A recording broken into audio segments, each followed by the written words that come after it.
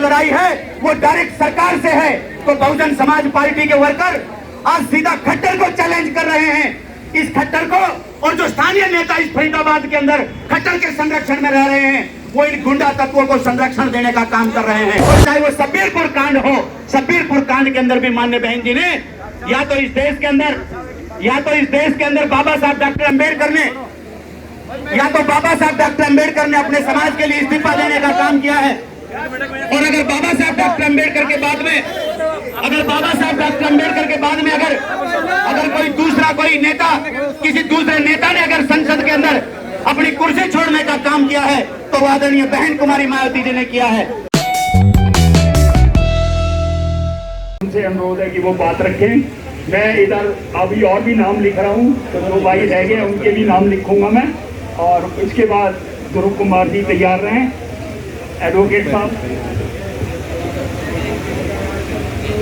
सम्मानित साथियों, आज बहुत दुख की घड़ी में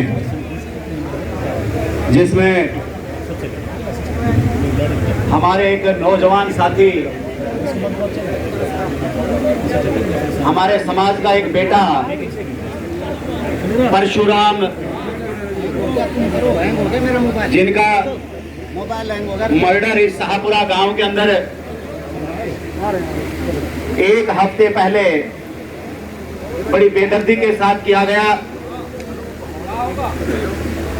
उनको श्रद्धांजलि देने के लिए यहाँ पर ये सारो समाज इकट्ठा हुआ है और सभी साथियों ने अपनी बात इस मंच के माध्यम से इस श्रद्धांजलि सभा में रखी है। और यहाँ पर अभी यमुनानगर के अंदर पीछे कांड हुआ जो रमन हत्याकांड के नाम से जिसको अभी जाना जाता है। साथियों, बड़े दुख के साथ मुझे ये कहना पड़ रहा है कि जैसे रमन हत्याकांड है, ऐसे ही ये परशुराम हत्याकांड के नाम से ये कांड जाना जाएगा। और इससे पहले तुलीना कांड, मिर्चपुर कांड, गोहाना कांड, सुनपेड़ कांड, ऐसे पता नहीं कितने कांड इस हरियाणा प्रदेश के अंदर हुए हैं। नौजवानों को कत्लेआम कर दिया जाता है,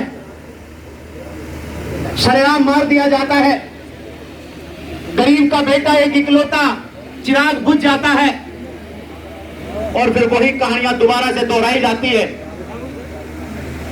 परिवार रोता पीटता रहता है, वो पीड़ित परिवार के नाम से जाना जाता है और उस पीड़ित परिवार का सहारा बनने के लिए तमाम तरह के लोग, छोटे दल, बड़े दल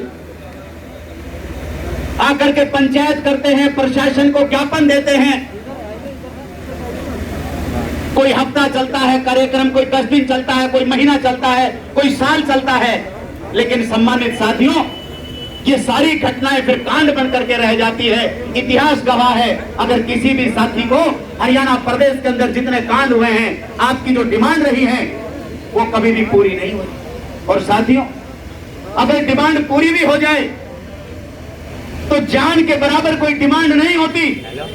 जो जान चली गई उसकी भरपाई नहीं हो सकती।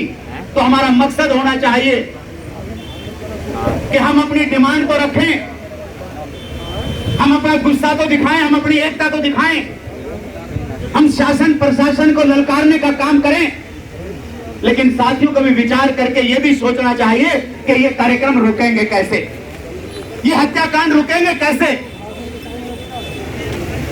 इसलिए मान्यवर कांशीराम साहब ने इस देश के अंदर, मान्यवर कांशीराम साहब ने इस देश के अंदर गरीब समाज को उसके हक और अधिकार दिलाने के लिए, उनके ऊपर हो रहे अन्याय अत्याचार को रोकने के लिए एक स्पीच मान्यवर कांशीराम साहब की YouTube पर पड़ी है, मैं अक्सर उसको सुनता हूं। साहब कहते हैं कि मेरे गरीब समाज को अगर कुछ भी नहीं चाहिए, उसकी अगर ज्यादा तमन्ना नहीं है, वो कुछ नहीं बनना चाहता है, और अगर सिर्फ अन्याय अत्याचार से छुटकारा चाहता है तो भी उसको अपना राज बनाना पड़ेगा, अपनी सरकार बनानी पड़ेगी। आज की जो लड़ाई है वो डायरेक्ट सरकार से है। तो बहुजन समाज पार्टी के वर्कर आज सीधा खट्टर को चैलेंज कर रहे हैं।